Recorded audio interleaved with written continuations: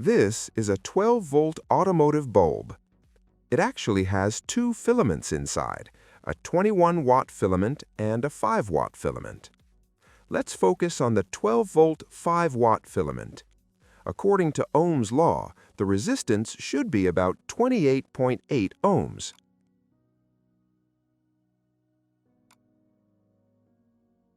But when I measure it with a multimeter, it shows a very low resistance. The 21-watt filament shows the same behavior. So, what's really going on here? To understand this, I built a simple test circuit.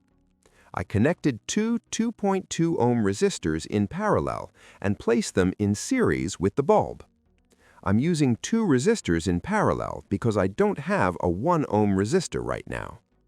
The bulb and resistor are powered by a bench power supply. And I connected the oscilloscope across the resistor.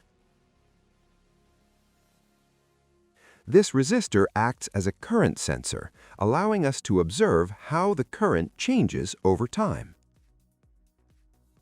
Now I set the oscilloscope to single-shot mode and apply power to the circuit. This is the waveform we get. At the moment power is applied, the current is very high. Then, as time passes, the current gradually decreases and settles at a stable value. So, what does this mean? When the bulb is cold, the filament has very low resistance, so a large current flows at the beginning.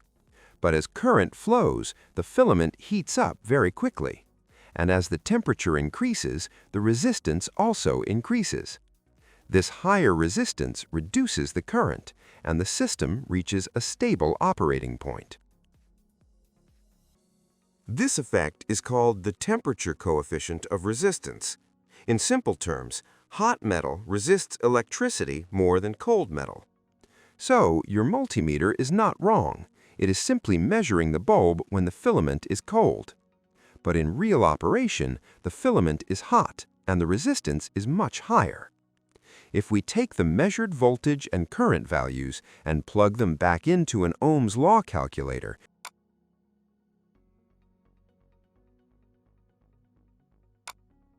we get about 29.8 ohms, slightly higher than expected. That's because of the current sensing resistor. If we subtract it, we get the true resistance of the bulb. If you learned something from this video, don't forget to subscribe. Thanks for watching. I'll see you in the next one.